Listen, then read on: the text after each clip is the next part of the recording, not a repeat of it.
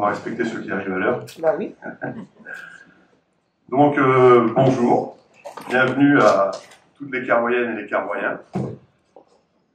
Alors, je démarre par une mauvaise nouvelle, parce que notre député est convalescent, donc il ne sera pas là aujourd'hui. Il m'a demandé d'excuser, donc Paul Molac. La conseillère régionale, Rosane Guégan, fait ses vœux actuellement à Serran au même moment, donc elle est excusée aussi. Les représentants de l'OBC sont les 7 communes à faire nos vœux au même moment, à la même heure, donc les vice-présidents et présidents sont répartis sur les autres communes. Donc la bonne nouvelle, c'est que vous n'aurez qu'un discours à subir, c'est le mien. C'est très bien. Donc bienvenue à mes homologues maires, adjoints et conseillers municipaux représentant les différentes communes voisines. Bienvenue aux représentants des institutions, des administrations, je crois que le département est aussi représenté par ses agents, des associations, mais aussi à tous les acteurs du monde professionnel, donc entreprises, exploitants agricoles, entreprises agricoles. Je tiens également à remercier mes collègues du conseil municipal d'être à mes côtés pour vous accueillir, l'ensemble du personnel municipal, toujours présent et qui fait en sorte d'assurer la réussite de nos différentes manifestations, comme celle-ci. Je tiens donc avec l'ensemble des élus de la commune, ainsi que des agents municipaux, à vous souhaiter à toutes et tous nos meilleurs vœux pour 2024, alors tant sur le plan personnel que professionnel, et dans vos différents projets ou objectifs. Et le tout avec une excellente santé de préférence. Le contexte inflationniste, mais aussi les différents dérèglements climatiques, c'est là qu'on commence les choses sérieuses, ne sont pas forcément propices à penser que tout va mieux. Pour autant, je pense qu'il faut être optimiste et regarder devant pour travailler pour ceux qui un jour vont nous succéder. Je vais donc commencer par sûrement quelque chose qui fâche, les finances. Mais comme nous faisons en sorte de gérer les deniers de la commune, comme le dit l'expression, en bon père de famille, mais j'aurais pu aussi dire comme si c'était les nôtres, sous à nous. L'équipe du conseil municipal pourra vous dire, quand on parle de dépenses, n'oubliez pas que ce sont nos impôts à tous. Donc je ne vais pas revenir sur les difficultés que vous entendez quotidiennement aux informations locales, dans les différents discours sur le désengagement de l'État, les difficultés financières. Moi je pense que le mieux c'est de faire avec l'argent qu'on a, et pas celui qu'on espère forcément avoir, même si on en espère toujours un peu, et ça fait partie des vœux. Donc c'est pas parce qu'il y a des subventions qu'il faut absolument dépenser, et c'est surtout de savoir de quoi nous pouvons avoir besoin pour nous permettre de mieux vivre au quotidien, tout en maîtrisant les dépenses. Il est donc important de revoir la politique locale, car les temps d'abondance que nous avons pu connaître sont bien finis. C'est aussi notre façon de consommer qu'il faut adapter, et donc avoir des projets en fonction de nos moyens. Donc quand les dotations s'amenuisent, soit il faut revoir ses ambitions, soit il faut recourir à l'impôt. Autant vous dire, alors, je ne suis pas là pour être forcément populaire, hein, quand on est à ces positions-là, les prédécesseurs le savent. Mais s'il le fallait, nous devrions y passer.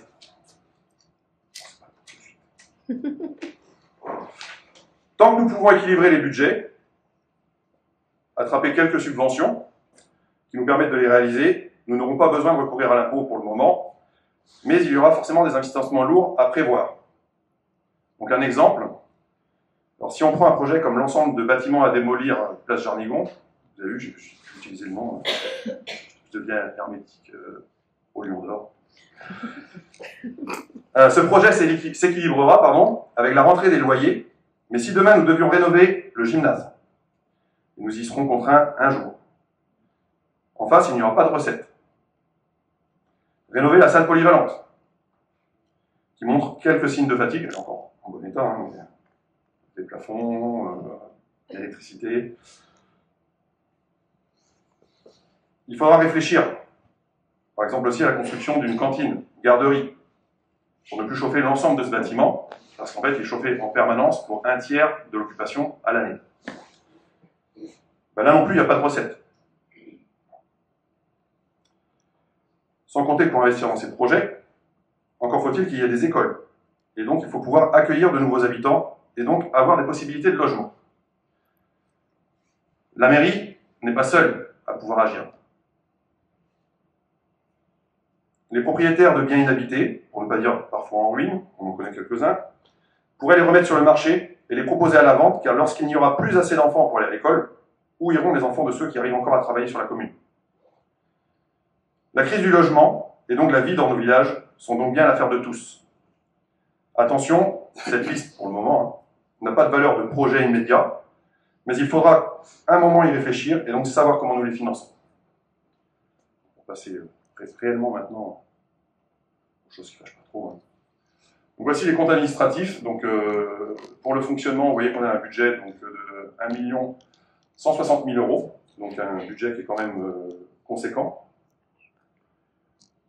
Donc la situation de la commune reste saine puisque nous avons réussi à dégager l'an dernier un excédent de fonctionnement de 184 000 € et donc un résultat d'exercice cumulé de 523 000 €, soit un excédent de 425 000 € en fonctionnement.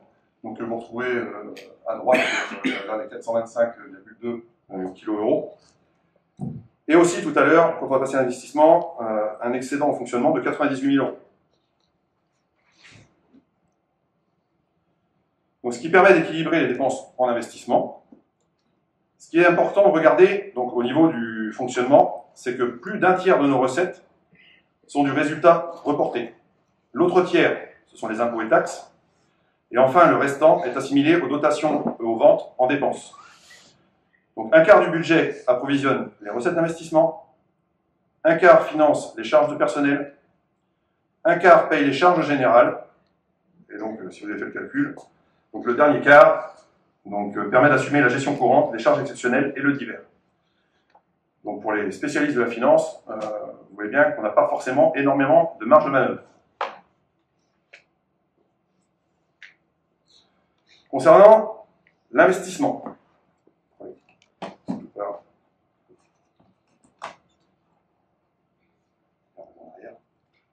voilà.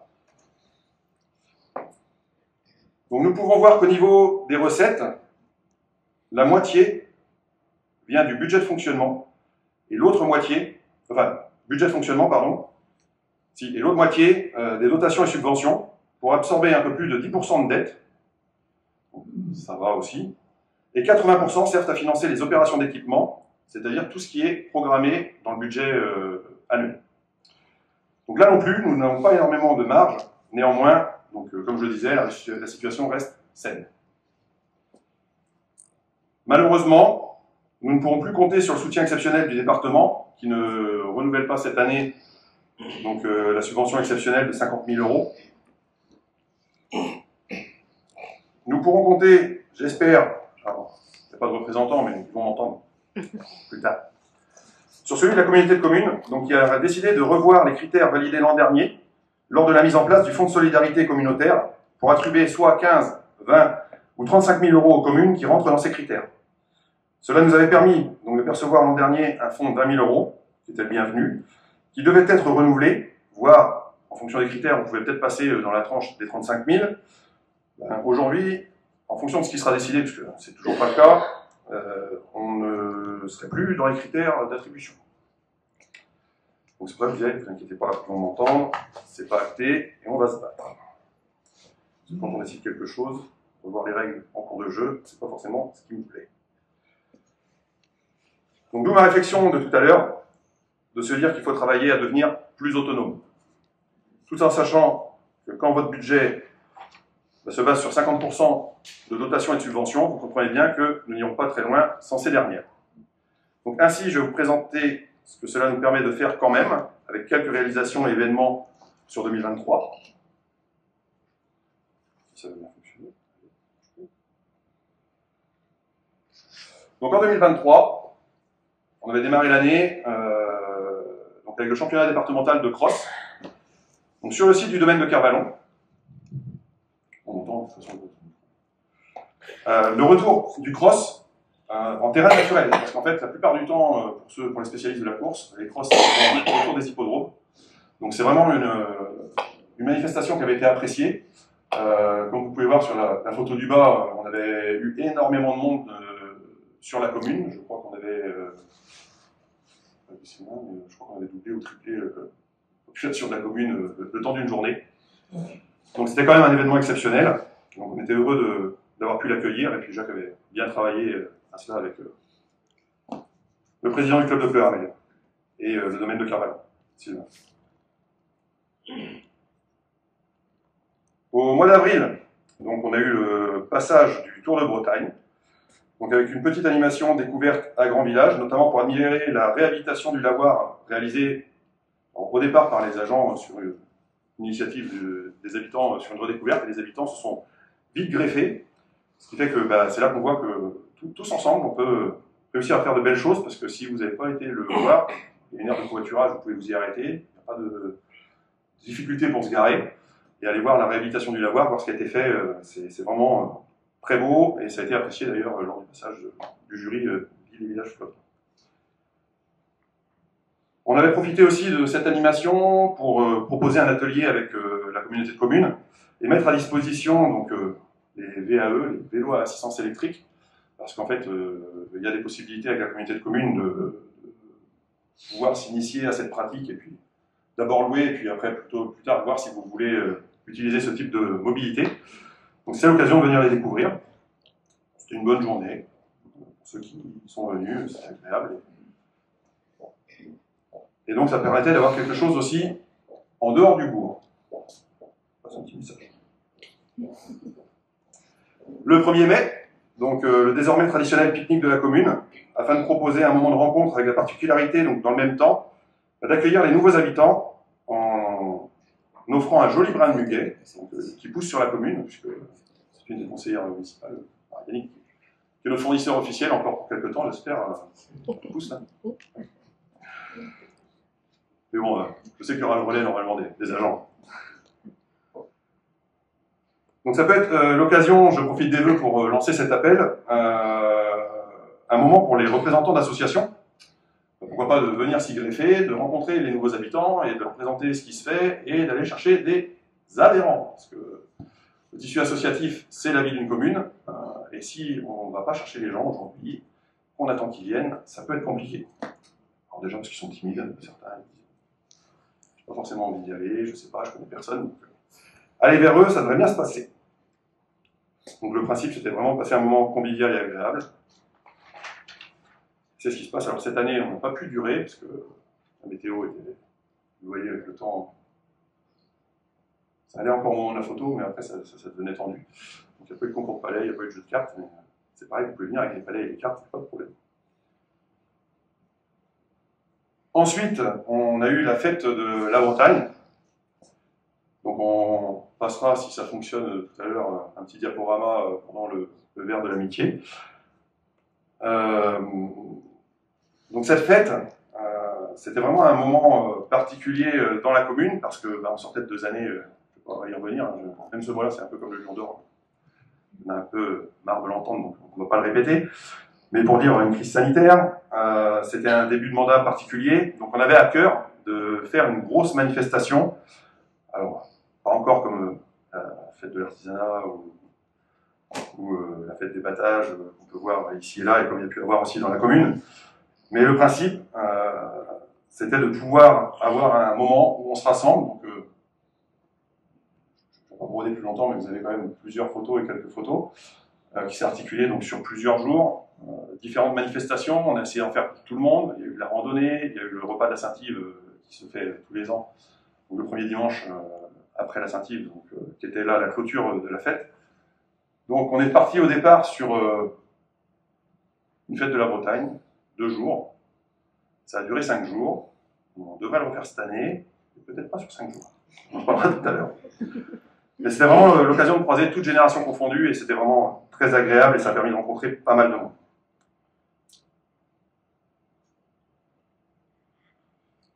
Alors les matinées citoyennes, donc la matinée citoyenne du printemps, pour celle qui est en photo, on profite pour nettoyer, agrémenter les espaces publics, alléger le travail des agents, parce que c'est pareil, on a quand même une commune qui fait 38 km². On a parlé des finances tout à l'heure, on a 2 agents. Il y a des communes pour une densité comme la nôtre qui en ont 3, 4. Donc moi, on va passer au remerciement tout à l'heure, mais leur tirer vraiment un coup de chapeau, parce qu'à 2, je sais, il y en a qui nous font remonter les choses en disant Il y en a beaucoup pour le bourg ou autre. Je peux vous garantir qu'ils ne sont pas que dans le bourg. Ils font toute la commune. Il n'y a pas si longtemps que ça, ils ramassaient des gravats au Val-Savin. C'est vraiment un travail remarquable. Mais ils ont besoin de ce petit coup de main de temps en temps. Donc je remercie aussi des têtes qu'on voit régulièrement, hein, qui viennent à chaque matinée citoyenne. Et donc vous pouvez voir sur les photos, il y a de l'avant-après. Hein. Par exemple, vous voyez la photo de gauche. Donc ça, c'est l'arrêt de bus au gymnase. Et la photo en haut à côté, c'est après le nettoyage. Donc on voit aussi nos jeunes retraités. Mais toujours jeunes. Nos jeunes retraités donc, qui ont installé des bancs pour les enfants quand ils viennent au jardin partagé, mais c'est aussi ouvert à tous parce que ce jardin est bien intergénérationnel. Et aussi la fête de la musique, parce que dans la continuité de la fête de la Bretagne, mi-mai, fin juin, il y avait la fête de la musique. On a conservé des contacts, on a rappelé des groupes. Et donc, on a fait une continuité parce que le but, c'est vraiment de faire plaisir aux gens. C'est aussi de permettre de montrer l'attachement que nous avons à nos commerces du bourg, mais aussi à ceux qui viennent. Parce que systématiquement, quand on organise des choses, on a un petit pool d'artisans, de commerçants, de producteurs qui nous fait le plaisir de revenir. Donc c'est l'occasion de les mettre en avant et de montrer que même dans nos petites communes, on peut faire plein de choses. Donc en juin, d'ailleurs, il y a des chaises, si tu veux prendre une chaise, c'est presque pas debout.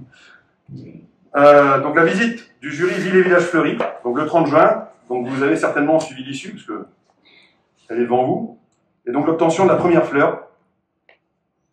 Donc ça a été pareil, une visite dense, puisqu'on les a promenés à travers donc un circuit, puisque le circuit doit être identifié, donc à travers d'abord le bourg, mais on les a amenés justement jusqu'à Grand Village, en hippomobile. Donc ça a pu marquer les esprits, je pense. Et donc, le résultat, c'est la première fleur.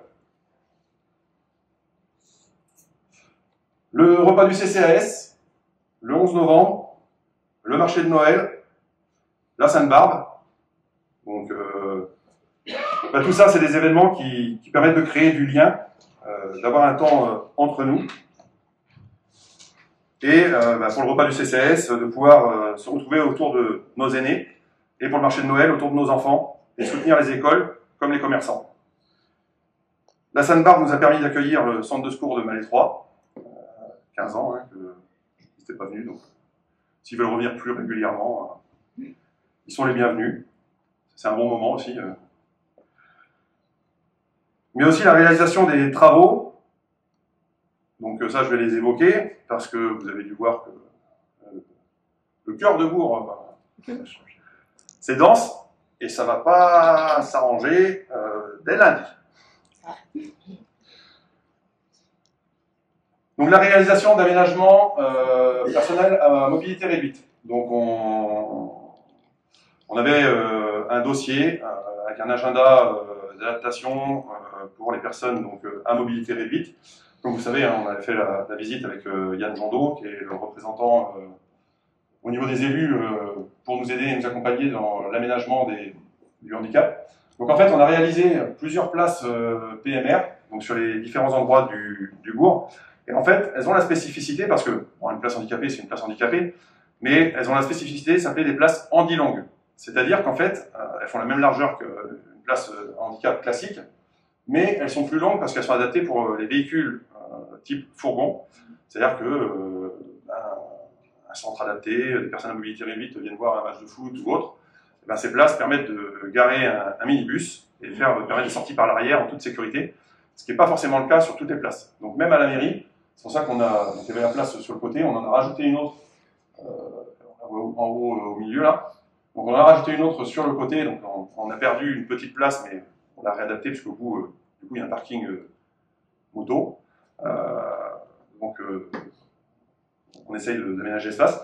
Et ensuite, devant la poste, ça devrait, j'espère, être inauguré incessamment sous peu, puisque le peintre vient de finir de peinturer le sol, donc on va pouvoir avoir le mobilier de la poste, et retrouver une agence postale digne de ce nom, et ainsi permettre aux agents de retrouver leur espace, Parce que là, depuis quelques temps maintenant, à la mairie, c'est vrai que c'est un peu serré. C'est délicat, je le sais, parce que pareil, on nous demande encore des gens si l'agence postale est ouverte. Donc oui, oui, elle est toujours ouverte à la mairie, mais elle va retrouver bientôt ses murs, et ses murs plus grands. C'est pareil dans l'agence postale,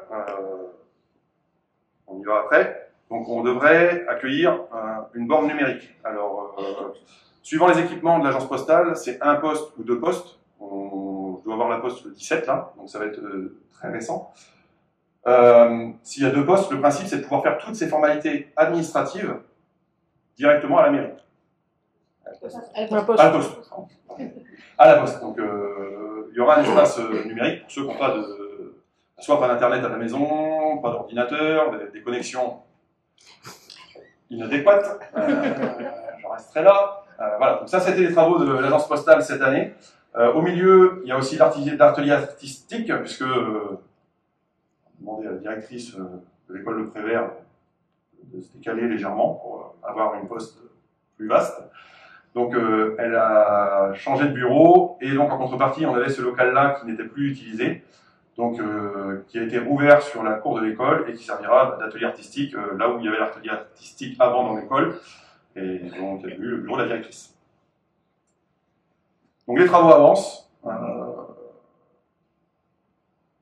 Fin janvier, Jacques? Pour nous. Oui, sans doute. Sans doute. On ne maîtrise pas tout, hein. Non. Pareil. La rénovation des logements donc, du Valais et des sanitaires publics. Donc les logements du Valais, le principe c'est de réhabiliter le studio et le T4 pour avoir pareil quelque chose de récent, d'adapté.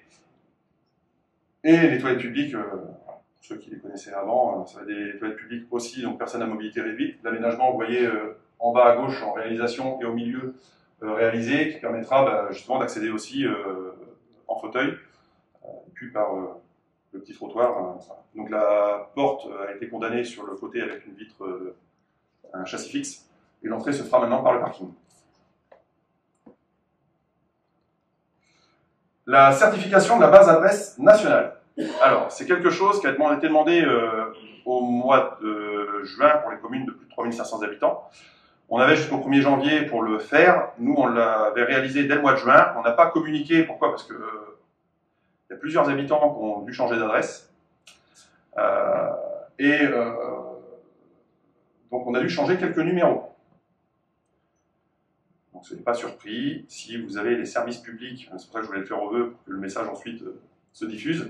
Si vous avez des rappels des services publics ou de différents sites qui vous disent que l'adresse que vous donnez aujourd'hui n'est plus la bonne, c'est que vous n'avez pas changé d'adresse en tant que telle entièrement, mais certainement de numéro. Donc l'adresse elle est en dessous, vous tapez base adresse nationale sur internet, donc vous voyez que la commune est certifiée, c'est le petit logo vert. Je ne sais pas si je peux y aller, je ne vais pas faire une bêtise. Je vais essayer. Ouais. Ici. Donc ça, quand vous allez sur une adresse d'une commune, c'est là qu'on peut voir si la commune est certifiée ou non. Donc Carreau est entièrement certifié. Il y a des maisons qui aujourd'hui n'ont pas forcément de numéro, parce qu'en fait c'est des maisons qui ne sont pas habitées, donc par rapport à mon appel de tout à l'heure de mettre vos biens éventuellement, pour ceux qui le veulent, le souhaitent, en vente et autres, n'hésitez pas, il y aura un numéro d'attribué.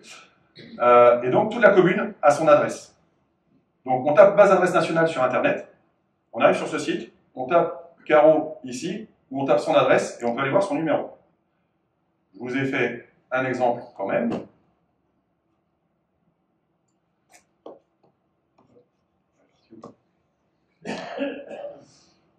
Voilà. Ça, les cordonniers ne sont pas forcément la chaussée. Donc c'est chez moi. Comme ça, il y en a qui diront, ah ouais, moi je change de numéro, mais pas le maire. Bah si, le maire change de numéro. Donc en fait, pourquoi? Parce qu'une adresse, aujourd'hui, par rapport au secours et autres, c'est un numéro et un nom de rue. Donc c'est pas une, comment ça s'appelle, une dénomination. C'est-à-dire que rue, lotissement, voie, tout ça, ils s'en fichent. C'est le numéro et le nom de la rue. Donc, par exemple, donc moi j'habite le village de la Ville-Hervé, il y avait la fontaine Saint-Hervé dans le bourg. Hervé, ça porte à confusion. Le 7, la Ville-Hervé, le 7, la fontaine Saint-Hervé, les secours ou autres parce que c'est pas forcément nos pompiers de Malétroit qui interviennent, ça peut être Guerre, ça peut être d'autres centres de secours, ils peuvent ne pas arriver à la bonne adresse. Vous voyez tout de suite ce que ça peut faire. Donc ce qui a été décidé sous conseil de l'agence postale avec qui on a travaillé, c'est de mettre des numéros plus grands. Plus on est loin du bourg, plus on met des numéros grands. Alors ça ne concerne pas forcément énormément de monde, hein, parce que j'ai la liste là. Ça concerne 3 personnes au Fontenelle. Ça concerne un certain nombre de personnes, mais j'ai mis tout de suite l'exemple comme ça. Au hameau des Tamaris, parce que bah, pareil, si on prend le cas ici, donc dans la rue des Tamaris, il y avait le 2 rue des Tamaris, il y avait le 2 hameau des Tamaris. Donc là, pour le coup, en revanche, certaines personnes qui sont arrivées dans le nouveau lotissement ne pouvaient même pas se raccorder en télécom. Alors vous allez me dire qu'est-ce qu'ils perdent. Encore un coup. Donc ils ne pouvaient même pas s'abonner parce qu'en fait, ben, on leur disait qu'ils avaient déjà un numéro. Donc on a revu tout le lotissement. Et donc ben, du coup, on est passé sur la numérotation classique, hein, c'est-à-dire que 1, 3, 5, 7, 9, 11 et 2, 4, 6. Voilà. Et donc quand on tourne dans la rue, ben, donc le 6, Et là, c'est la 6 alors du coup, il y avait le 6 déjà pris ici. Donc, ouais. non, c'est la le rue du Comtel. Comtel. Donc le 8, pardon, je cherchais, le 10, le 12, 14, 18, 22, et comme on ressort par en haut, eh ben, ça fait une continuité. Donc normalement, on ne va plus avoir de soucis. Donc, sont concernés les Fontenelles, le hameau des Tamaris, la ville Hervé, le Grand Village, pour 3 personnes, le Valais, le Baclio, je crois que c'est... Voilà. Donc ça, c'est pas un grand nombre. Normalement, vous n'avez pas forcément besoin de certificat de numérotation, puisque la certification fait foi. Et il les demande encore, donc ben, s'il y avait besoin, n'hésitez pas à venir en mairie demander un certificat de numéro. Enfin, donc les projets 2024. Donc une commune qui n'a pas de projet est vouée à disparaître, paraît-il. Donc vous l'aurez compris tout à l'heure, encore faut-il avoir les moyens de ses ambitions. Donc il n'y aura pas d'autres grands projets d'envergure pour 2024, le but étant avant tout de maîtriser les dépenses, mais il y en aura quand même un peu, parce que, bah, vous avez vu juste au-dessus, hein, on est déjà pas mal occupé. Donc la priorité pour 2024 sera de terminer les projets déjà entamés, et surtout essayer de contenir les surprises potentielles dans le domaine des fluides, gaz, électricité notamment. Dans le quotidien de l'entretien de la commune, de son réseau de voirie et des accotements avec l'augmentation également des matières premières, du coût des engins et autres. Donc l'urgence majeure, parce qu'on entend aussi, hein, on veut nous aussi rouvrir la route au plus vite. Donc c'est la démolition donc, du bâtiment place Jarnigon et la réouverture à la circulation de la C1, autrement dit la rue Maréchal-Ferrand, Saint-Denis et des Bruyères.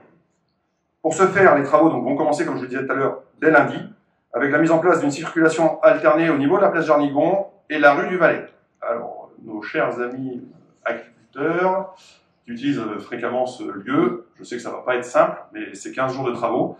Il devrait y avoir des plaques en travers de la route pour le soir et autres, mais il va falloir supporter ça parce que le principe, c'est de faire l'effacement électrique sur le bâtiment en question et de faire ensuite le décrochage pour pouvoir démolir. Donc, tant qu'à faire quand même. Donc le projet a légèrement évolué par rapport à ce qui vous avait été présenté l'année dernière, parce que je parlais tout à l'heure du coût des matériaux. Donc on a revu le projet et on devrait s'approcher, parce que c'est pas encore totalement terminé, il y a des arbitrages et autres sur les matières et autres. Mais voilà à quoi ça devrait ressembler.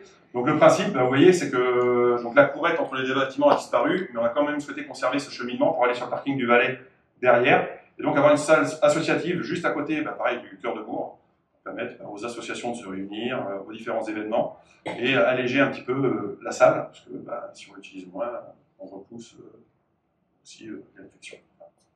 Donc d'avoir une nouvelle salle adaptée, neuve, et 5 logements, donc 3 T3 et 2 T2, tous PMR, donc ceux du rez-de-chaussée évidemment, mais ceux de l'étage seront équipés PMR pour permettre à des familles qui auraient des enfants avec un handicap ou autre de pouvoir venir y habiter.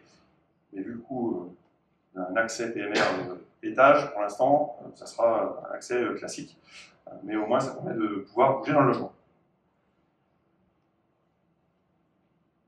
Alors le lotissement, parce que on a défini le nom en conseil municipal fin novembre, Donc le lotissement Les Jardins de la Ville Esdanne. Donc pourquoi? Parce qu'en fait la parcelle on l'a rachetée à la famille Aidant. Et donc si vous lisez en français Les Jardins de la Ville Aidant. C'était le petit rappel puisque c'était les noms de la parcelle des aïeuls, me semble-t-il. On a voulu faire ce petit clin d'œil. Et donc, un lotissement complet donc en permis d'aménager, puisque pareil, vous avez suivi certainement l'actualité, avec la zéro artificialisation nette. Tout ce qui sera validé sera acté. Donc, il y aura une tranche, on a mis 2 et 3, mais ce sera la tranche 1 et 2, puisqu'on change de nom de lotissement. Donc, celle qui sera en dessous du hameau des Tamaris, en premier lieu, et avec une continuité pour remonter vers le bourg et derrière la mairie, avec les 2 parcelles qui sont identifiées aujourd'hui en tranche 3.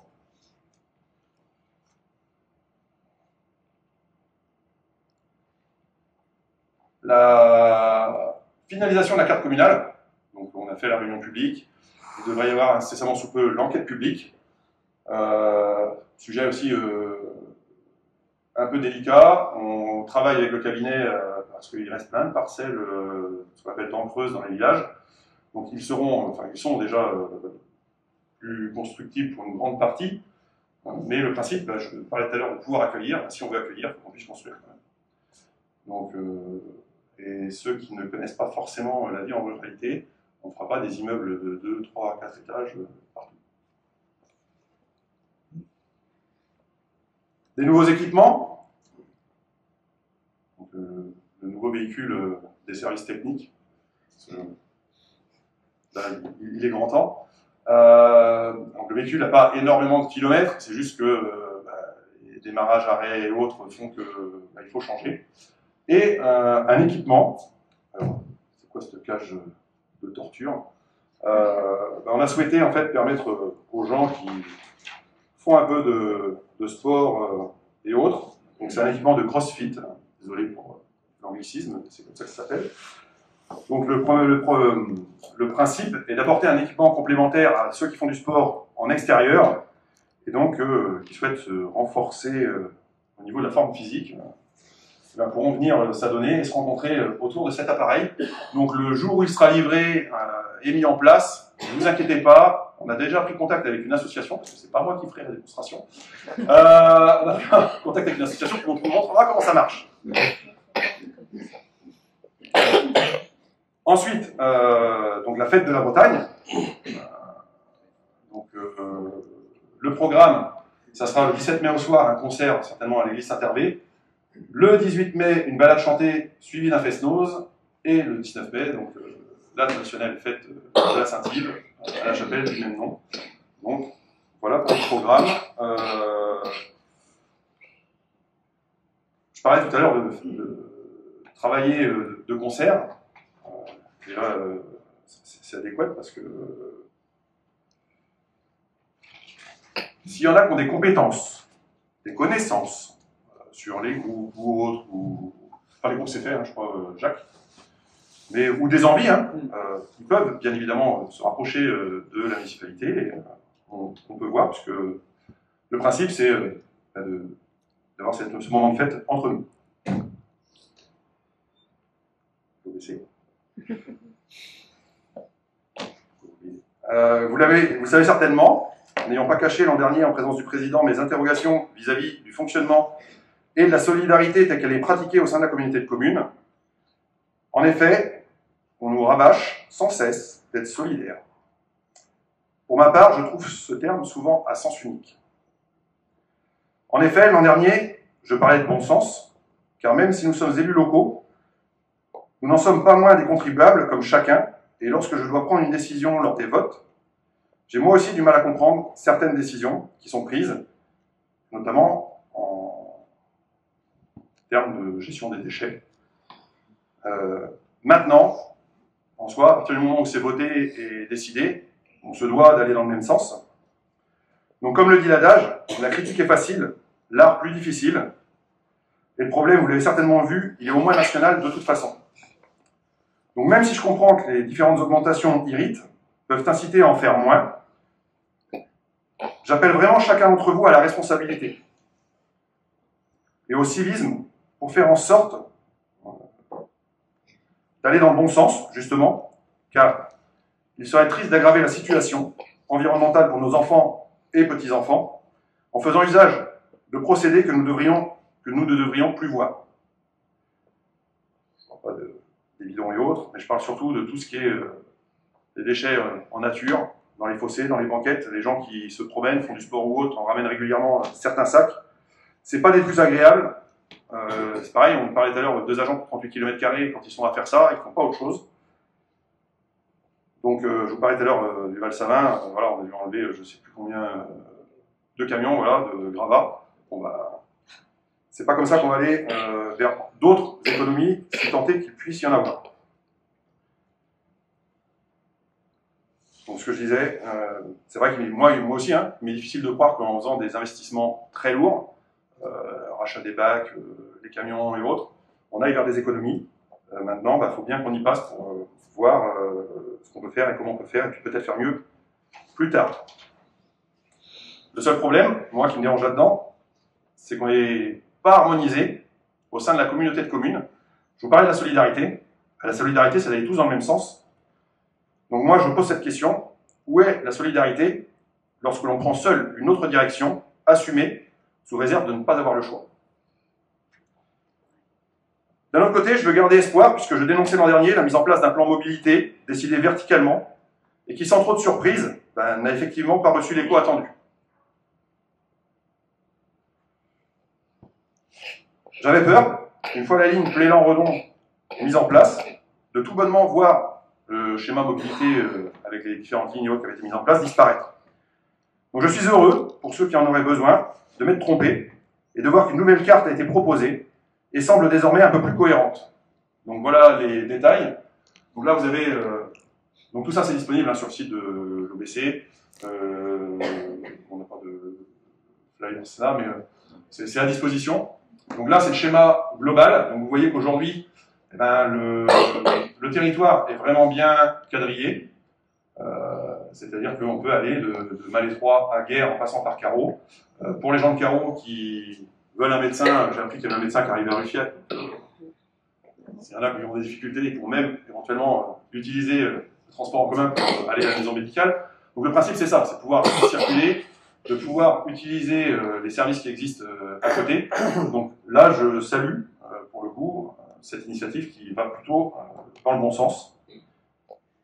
Après, voilà la ligne qui concerne la commune, hein, donc Malétroit, Guerre, et en allant jusqu'à Guerre ou Valtorique, on peut aussi aller à Pleurmel. Donc certes, il faut prendre du temps, mais les voyages forment la jeunesse. Ensuite, vous avez les tarifs. Donc voilà. Donc les horaires, alors c'est pareil, hein, c'est une habitude à prendre parce qu'on n'a pas de ligne jusqu'à présent de transport en commun. Donc, certains nous demandent, nous posent des questions. Donc on a des volontaires, même au sein du conseil municipal, pour aller au marché, à Malétroit ou autre. Donc, si vous avez peur de prendre le transport en commun et les autres, prenez contact auprès de Monique, tant qu'à faire. On en profite, t'es là. Hein, donc, prenez contact auprès de Monique, elle va vous y emmener sans problème. Et pour les destinations qui ne correspondent pas, vous avez aussi le transport à la demande. Donc là, la seule contrainte, on va dire, véritable, c'est la réservation la veille du déplacement. Vous avez les numéros en bas, 0299 300 300. Mais en fait, vous pouvez vous rendre du lundi au samedi pour tous les habitants de la communauté de communes, sans condition d'âge, aux différents endroits ou rendez-vous sur les 26 communes de la communauté de communes. Alors, on parlait d'amélioration possible et autres. On est en train de se battre avec certains collègues maires, parce qu'en fait, le principe, c'est dans la limite de 20 km. Donc, quand vous êtes à Malétroit, et que vous faites 20 km, ça va être délicat d'aller sur Agassiz ou sur Guerre. Donc, puisque c'est sur les 26 communes, on a aussi demandé à ce que ça puisse être étendu. Parce que quand, par contrainte, on est obligé de suivre son médecin et qu'il va s'installer à Pleurmel, alors qu'il était à Carreau, eh bien, ça serait bien qu'on puisse quand même aller à Pleurmel, parce qu'on ne faisait pas 20 km. Voilà. Donc, j'espère que, vu que c'est filmé, on m'entend. Et ce serait une évolution favorable. Donc d'un autre côté, la communauté de communes, c'est aussi bien, Mais je pense que, comme d'autres maires, même ici présents, il ne faut pas non plus en attendre trop et penser aussi les choses par soi-même. Donc, lorsque la décision qui ne concerne que Malétroit de ne pas participer au programme Petite Ville de demain nous a exclus d'office de la nouvelle centralité de Serran, donc j'ai décidé de monter un dossier pour être lauréat Village d'avenir afin d'obtenir un soutien de l'État dans nos démarches de développement communal et nous aider dans nos projets en nous orientant vers les dispositifs et ou subventions existantes de l'État et des autres partenaires financeurs. Le préfet, donc je le cite, a cité qu'avec ce programme, les communes vont ainsi bénéficier de l'accompagnement d'une chef de projet dédiée au suivi de leurs actions. Cette chef de projet a pris ses fonctions le 2 janvier 2024 à la sous-préfecture de Pontivy et les 25 communes du département lauréates de Village d'avenir disposeront ainsi d'une interlocutrice identifiée et dédiée. Donc nous devrions la rencontrer d'ici la fin du mois, faire le point, faire un bilan déjà de la commune, de ses programmes, voir nos projets et travailler aussi au développement futur. Donc effectivement, on ne bénéficiait pas de Petite Ville de demain, mais du coup on bénéficie de Village d'avenir et c'est important que j'en parle aussi aux vœux. Pourquoi? Parce que donc, ce programme, ce label, il fait partie d'un autre plan qui s'appelle France Ruralité. Et ça ne vient pas forcément jusqu'à nos portes, et on se rend compte que c'est fait pour tous les citoyens. C'est-à-dire les associations, les acteurs économiques, les collectivités territoriales, mais aussi les gens. Donc par exemple, on a souri, mais je le dis quand même, je reviens sur les maisons inhabitées et autres. Quand on n'a pas forcément les budgets pour dire je pars dans une grande rénovation ou autre, le plan France Ruralité permet déjà par projet d'avoir une aide de 5 000 €. 5 000 € quand on doit réhabiliter toute une maison, ça permet au moins de faire la porte d'entrée. Et c'est une aide. Moi aujourd'hui, pour être coutumier du fait par rapport aux recherches de subventions et autres, voilà, ça peut se cumuler et compagnie, donc c'est déjà ça. Et donc c'est un programme qui existe, c'est un plan. Je vous invite éventuellement à aller voir ce que ça peut permettre. Et peut-être avoir des aides pour vos projets.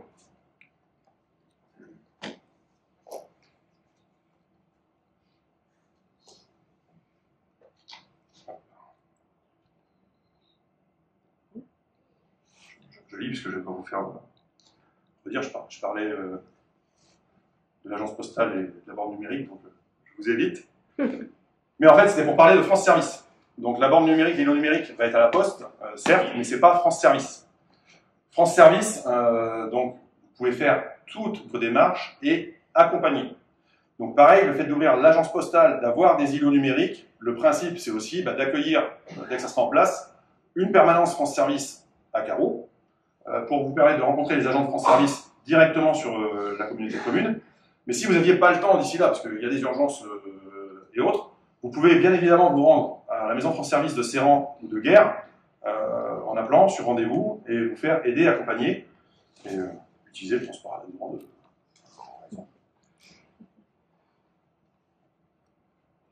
Et donc tout ce qui va dans le bon sens aussi avec la communauté de communes, ça tombe bien, on est le 13, vous avez jusqu'au 15 janvier pour déposer vos sapins place Joachim-Queyran, et donc ainsi participer à un geste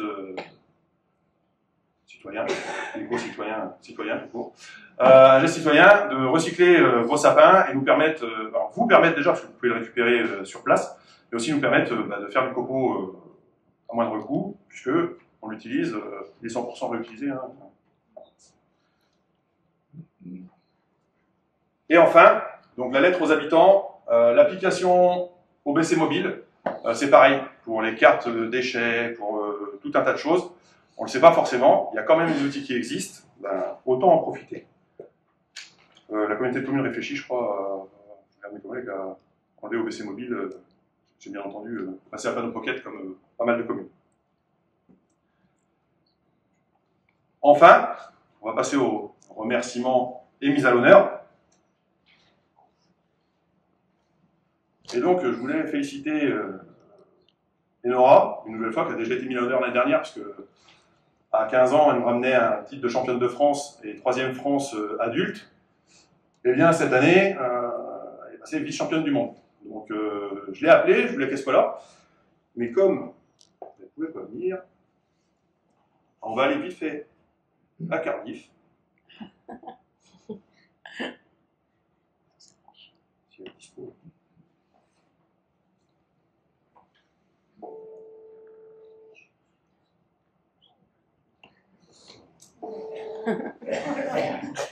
Ah, voilà. Oh, Hop là. oh, oui, oui, c'est celui-là. Bouge plus. Ah.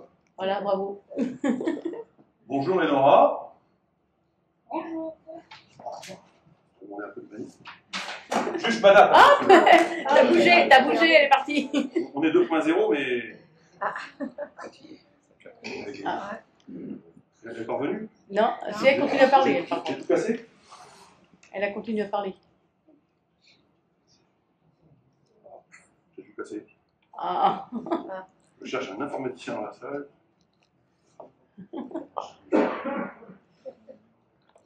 Ça va revenir. Ça va. C'est pas la bonne. Non, c'est pas ça. Elle est où? Elle est là, Enora? Ah, voilà. J'essaye de rien casser. Ici, tac. Tac. Et. C'est pas moi, merci.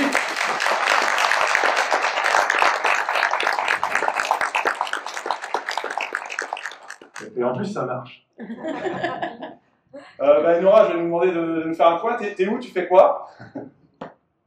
Alors moi là je suis à Cardiff pour une Coupe du Monde senior, une des dernières pour la qualification au jeu que moi je ne fais pas, mais du coup je suis le circuit international avec l'équipe de France pour l'expérience, parce que je ne joue pas ma qualification pour Paris 2024, mais plus pour Los Angeles, donc c'est après. Et du coup ça apporte juste de l'expérience et puis c'est sympa quoi. Et donc là, tu es en pleine compète. Oui, j'ai tiré hier au sabre, qui est ma deuxième arme. J'ai pas fait grand-chose. Ah. Et cet après-midi, je tire à l'épée, qui est mon arme principale. Donc on espère faire un petit peu mieux qu'hier. Bon, ben, parfait. On peut l'applaudir. Hein. Ouais. Bon courage pour cet après-midi. Merci d'avoir pris ce temps pour être avec nous. Et puis, bah, je dirais pas le mot parce que c'est pas poli, mais on pense fort. Merci, Enora. Bon, rien. À nous.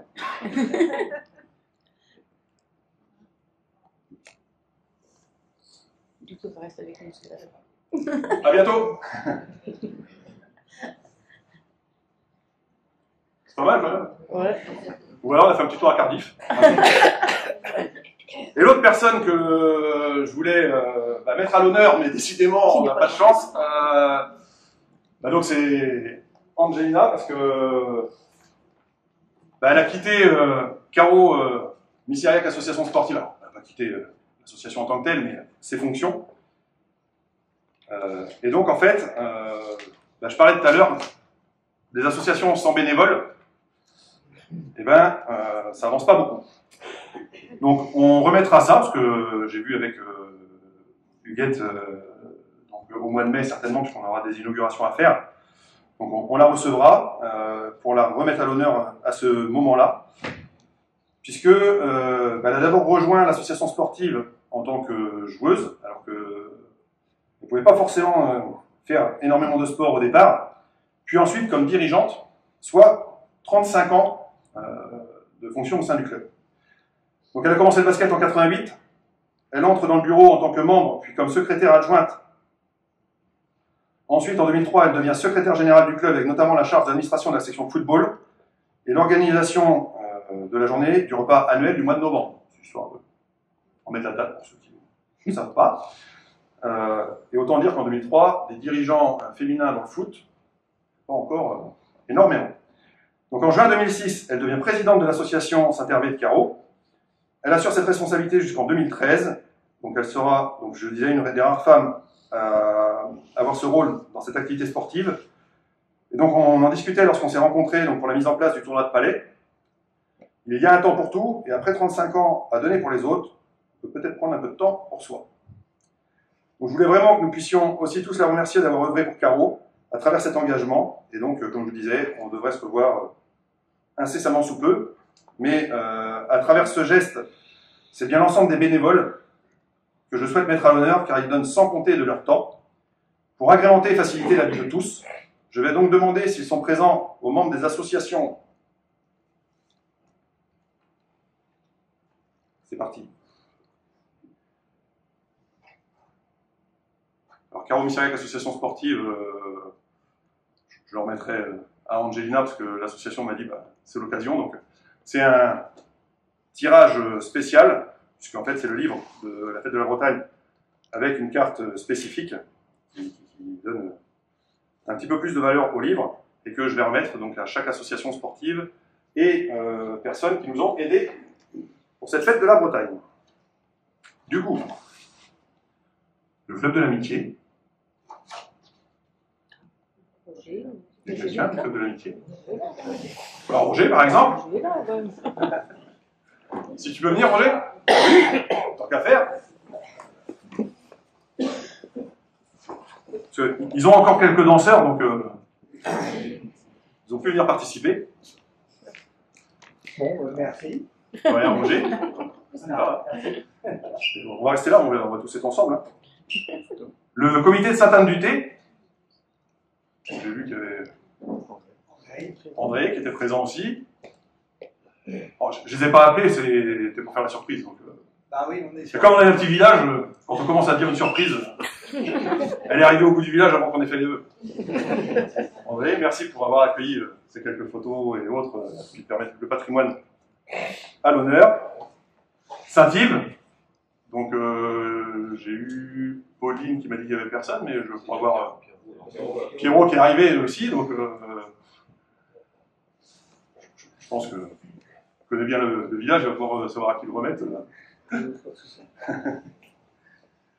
Merci. Voilà.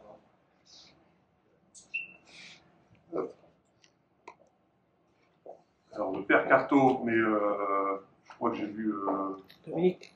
voilà, Dominique. C'est bien, hein, ils viennent tous avec leurs représentants.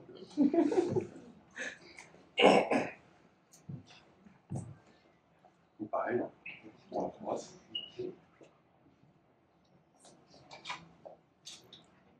Alors, c'est plus des associations, mais l'école de Prévert.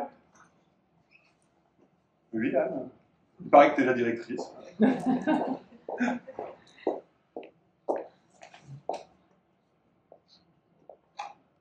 L'école Saint-Hervé. Si, Amélie aussi. Ah bon,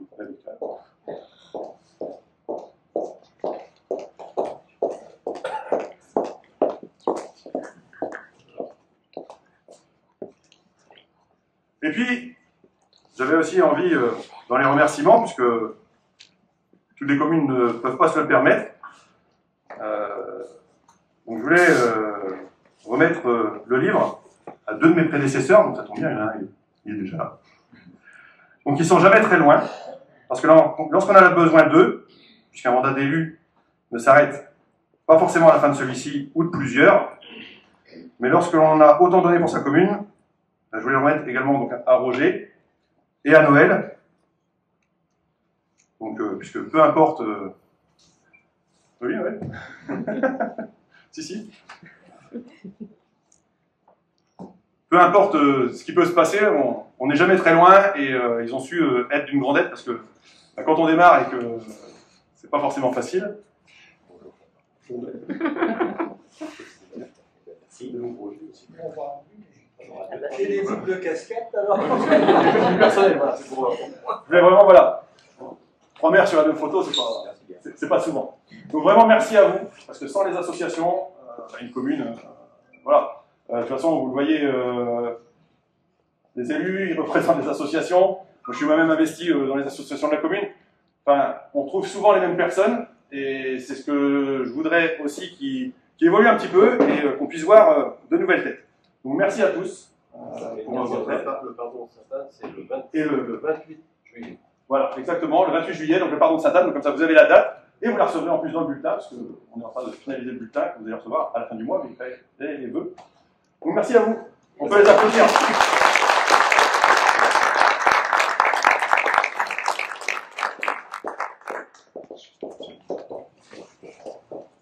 Ah, oui.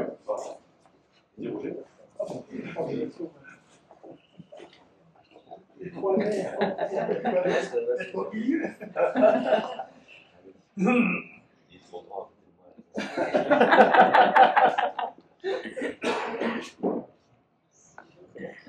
Merci à vous.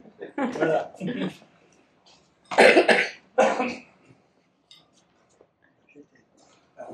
Enfin, je tenais également à profiter donc, de ce moment des vœux pour vous présenter les nouveaux agents. Les nouveaux agents. Ça commence à être sec.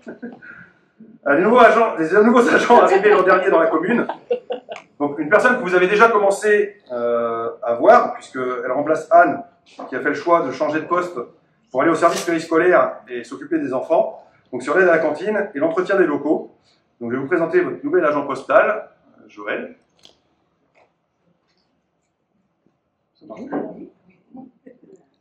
Ah, c'était la remise du livre pour que vous l'ayez en grand quand même. Donc Joël Vinois.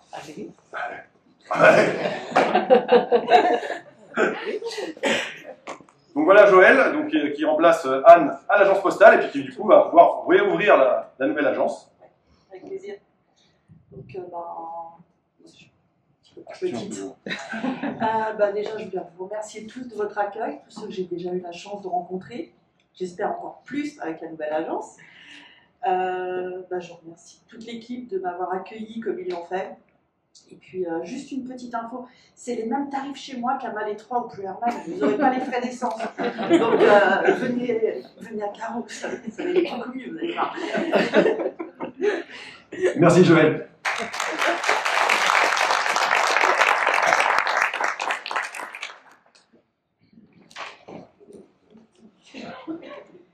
Et pareil, sur les routes communales, vous commencez à la connaître parce que elle n'a pas forcément sa langue dans sa poche.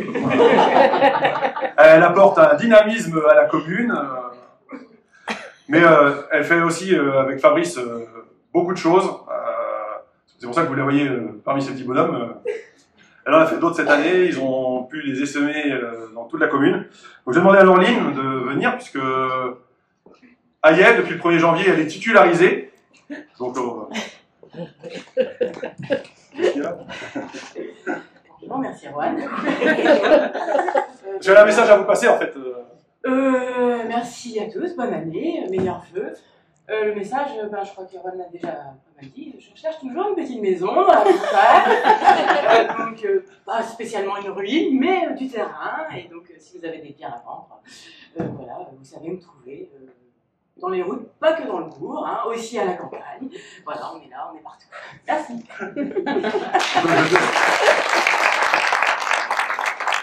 Donc elle reste, hein, parce que Fabrice en plus est content du binôme qu'il forme, donc si vous pouvez l'aider, le message est passé. Donc je voulais aussi les remercier, Fabrice, s'il peut se lever, parce qu'il est là parmi vous. Et Laureline, du coup, encore. C'est quand même un travail excellent. On était avec Fabrice à la remise.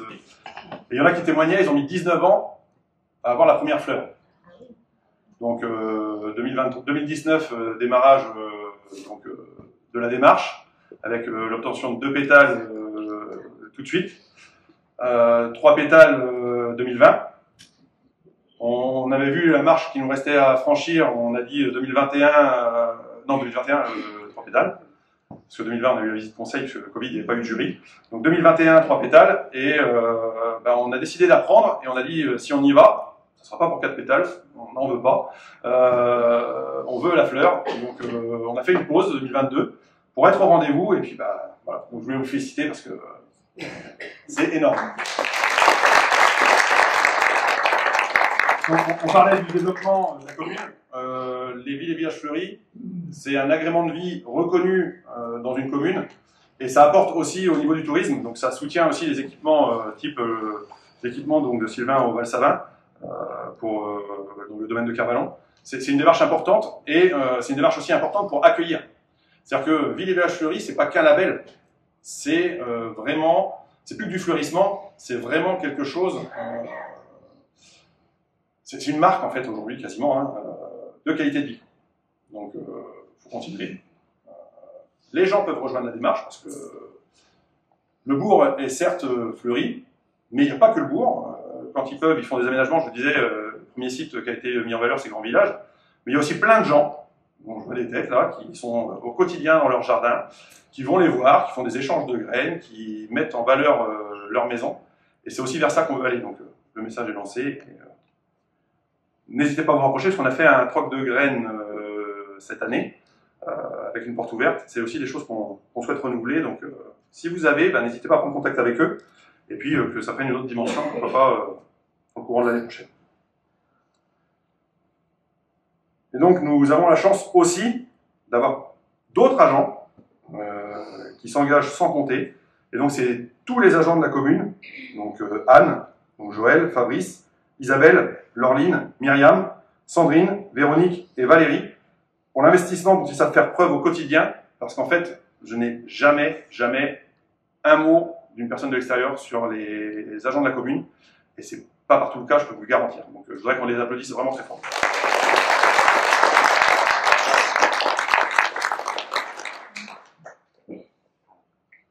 Un petit mot rapide sur nos supports de communication. Donc il y a le site de la commune. Alors aujourd'hui les sites internet, honnêtement, je vous le dis, hein, on met à jour ce qu'on peut et l'essentiel pour que vous y trouviez les renseignements. Mais on axe vraiment la communication pour ceux qui ont les réseaux sociaux type Facebook, sur Facebook, mais surtout PanneauPocket, parce que c'est gratuit. Alors, pour vous, on paye un abonnement annuel, mais qui est vraiment modique par rapport à tout ce qu'on peut faire passer. C'est gratuit pour vous, donc info sur ce qui se passe de la commune, alerte, coupure de... Non, j'ai déjà assez dit. Téléphone. Voilà. Au moins, vous êtes au courant. Si vous avez le téléphone. Mais sinon, enfin, je vous dis, on peut l'avoir, on peut demander à quelqu'un ce qui se passe. Et PanneauPocket, c'est vraiment quelque chose d'utile, même pour nous. Je vous dis, au niveau des alertes, parce que aujourd'hui, c'est un moyen comme un autre. On travaille avec tout ce qui se passe au niveau des incendies, des intempéries et autres qui peuvent arriver. Aujourd'hui, avec les secours. Et c'est vrai que quand on peut avertir par ce réseau-là, on est au courant tout de suite.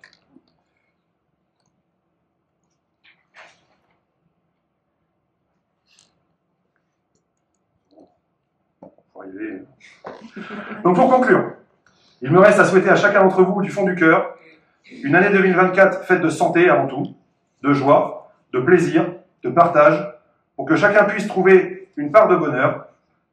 Un dernier petit message, mais qui a toute son importance, parce que c'est aussi le message de l'équipe municipale. On essaye vraiment de faire pas mal de choses dans la commune, mais en fait on voudrait passer un cap. C'est-à-dire que notre promesse de campagne, c'était le bien vivre ensemble à Carreau. On ne rénovait pas grand-chose quand on regarde l'ensemble des professions de foi et autres. On croyait trouver un truc vachement bien. 80% des listes électorales, je crois, avaient le même slogan. Et donc nous, en fait, on voudrait profiter là, des vœux et de la fin du premier mandat là, qui arrive pour passer au faire ensemble à Carreau. J'ai essayé de le dire. N'hésitez pas, venez vers nous si vous avez des projets, si vous avez des envies, parce qu'en fait... des élus, c'est bien, des agents, une équipe municipale, c'est bien, mais quand on peut faire ce que tout le monde attend et tous ensemble, on peut pas tout faire, je dis, on n'a pas beaucoup de sous. Mais le faire ensemble, c'est quand même vachement mieux, et en fait, on en fait surtout beaucoup plus. Voilà donc. À tous et tous, encore mes meilleurs vœux, une bonne année 2024, et merci.